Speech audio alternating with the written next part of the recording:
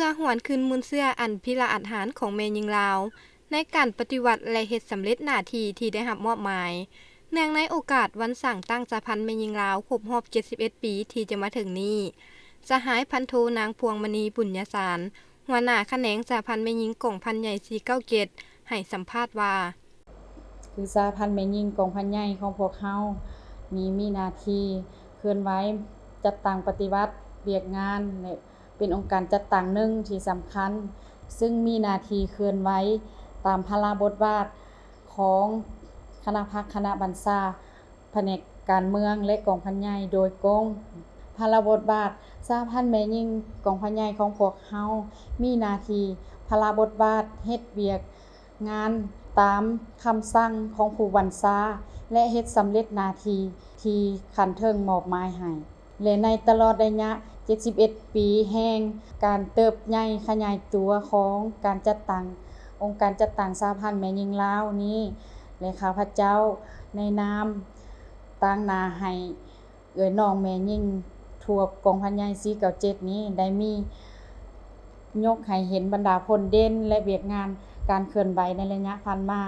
ต่างๆคือดังนี้เนาะอันที่1และในระยะผ่านมาแม่นน้องแม่หญิงของพวกเฮาก็ได้เข้าร่วมแสดงมวยยิงตอนรับในการเฉลิมฉลองวันสร้างตั้งกองทัพประชาชนลาวครบรอบ70ปีที่ผ่านมานี้เนาะและก็มีน้องพวกเฮาเข้าร่วมหั่นจำนวน20กว่าสหายและนอกจากนี้แล้วอยู่ภายในกรมกองน้องของพวกเฮายังได้หัดแอบหำเฮียนฝึกซ้อมเพื่อต้อนรับ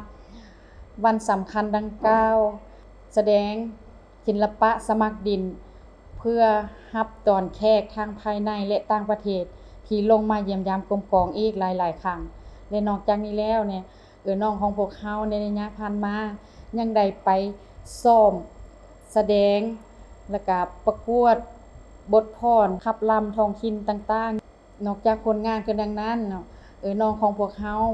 ยังได้จัดตั้งปฏิบัติขอแข่งขันซ้ำดีของศูนย์กลางสหพันธ์แม่หญิงลาววางออกได้เป็นอย่างดีข้าพเจ้าในนามตั้งหน้าให้สหพันธ์แม่หญิงทั่วกองพันใหญ่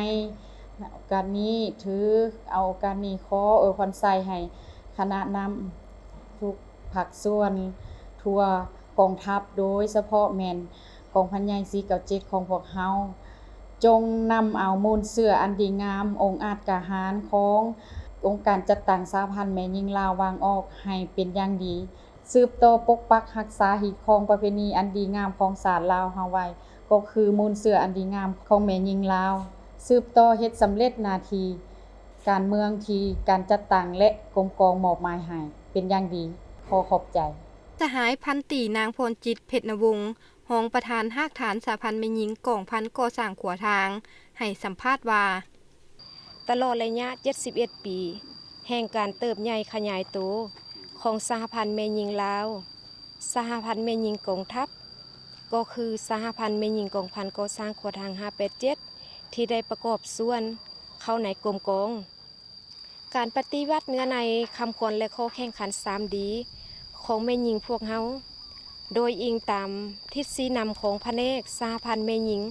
ห้องการเมืองกรมใหญ่เสนาธิการและคณะพรรคคณะบัญชาภายในกรมกองพวกเฮาไม่ได้นำเอามัดแผนเอาเอกสารต่างๆข้อกำหนดกฎระเบียบ7ระบบ18เวียกของกองทัพเอกสารเนื้อในคำขวัญและข้อแข่งขัน3ดีของแม่หญิงมาเป็นบ่อนอิง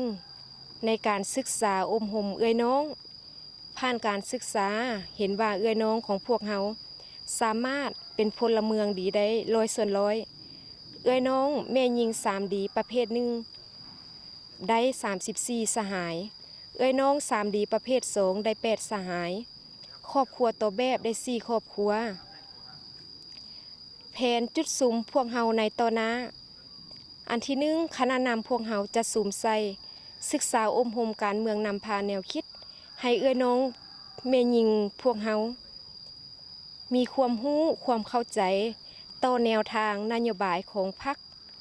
กฎหมายของรัฐกฎระเบียบของกองทัพก็คือของกองพันของแม่หญิงวางออก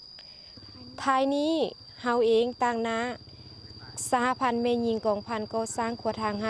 587ขอแสดงความรู้บุญคุณและขออวยพรไสมายังศูนย์กลางสหพันธ์แม่หญิงลาวสหพันธ์แม่หญิงกระทรวงป้องกันประเทศสหพันธ์แม่หญิงกรมใหญ่เสนาธิการกองทัพขอให้พวกท่านจงมีสุขภาพแข็งแรงมีพลานามัยสมบูรณ์มีผลสำเร็จในหน้าที่เวียกงานของท่านที่ได้รับมอบหมายขอขอบใจ